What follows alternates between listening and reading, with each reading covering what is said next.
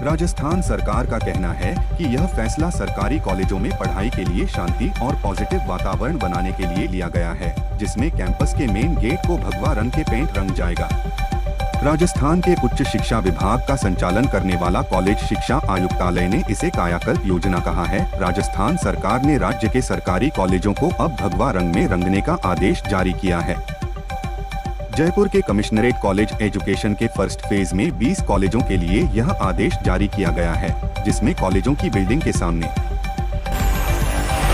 अंत्योदय लाभार्थियों को प्रति कार्ड 35 किलोग्राम खाद्यान्न दिया जाएगा। पात्र गृहस्थी कार्ड धारकों को प्रति यूनिट 2.50 किलोग्राम गेहूं और 2.50 किलोग्राम चावल निःशुल्क मिलेगा। यूपी रेशन नवंबर। उत्तर प्रदेश के राशन कार्ड धारकों के लिए जरूरी खबर है। राष्ट्रीय खाद्य सुरक्षा अधिनियम के तहत कार्ड धारकों को निःशुल्क खाद्यान्न का वितरण 5 नवंबर से शुरू हो गया है, जो 25 नवंबर तक जारी रहेगा। इसके तहत पात्र गृहस्थी राशन कार्ड धारकों को प्रति माह 1 यूनिट पर 2.5 केजी गेहूं व 2.5 केजी चावल मिलेगा। इसी तरह अंत्योदय कार्ड। बीएसएफ ने पंजाब सीमा पर ड्रोन जब्ती में वृद्धि दर्ज की है। इस साल अब तक 200 से अधिक ड्रोन पकड़े गए हैं, जो पिछले साल की तुलना में दोगुना है।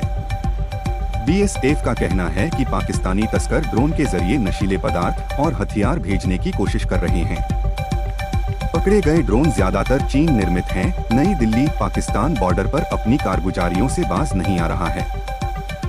बीएसएफ ने कहा कि पंजाब में अंतर्राष्ट्रीय सीमा पर ड्रोन जब्त करने के मामलों की संख्या दोगुनी होकर 200 हो गई है।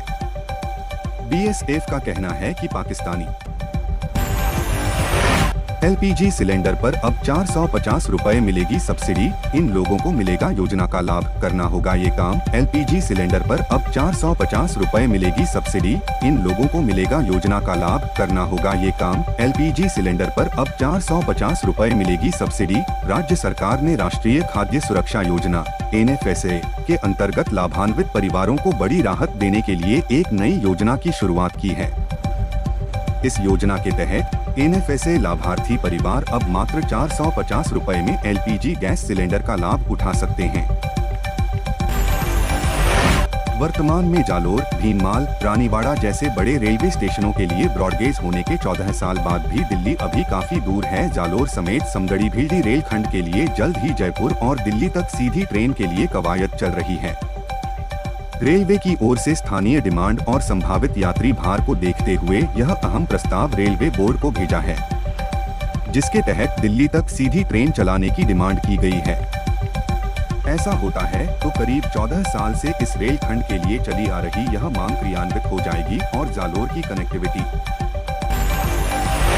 राजस्थान की भजनलाल सरकार चाहे तो प्रदेश को 208 यूनिट बिजली मुफ्त मिल सकती है, जिससे लोगों को काफी संकटों से छुटकारा जाएगा। राजस्थान भले ही सोलर प्लांट स्थापित करने की क्षमता में देश में पहले पायदान पर है, लेकिन हकीकत यह है कि इसका बड़ा फायदा प्रदेश के बिजली उपभोक्ताओं को मिल ही नहीं रहा।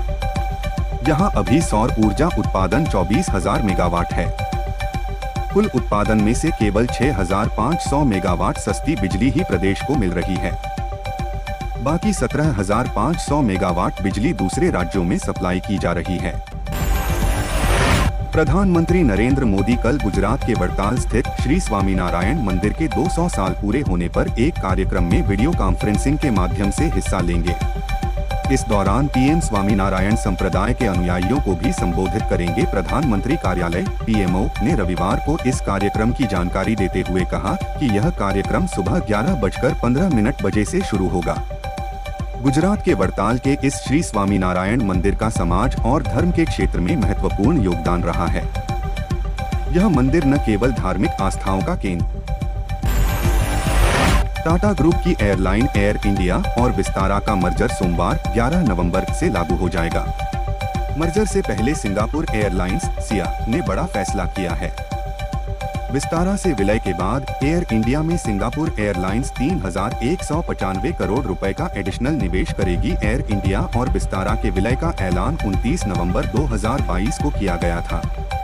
विलय के बाद एयर इंडिया में सिंगापुर एयरलाइंस की हिस्सेदारी 25.1% होगी।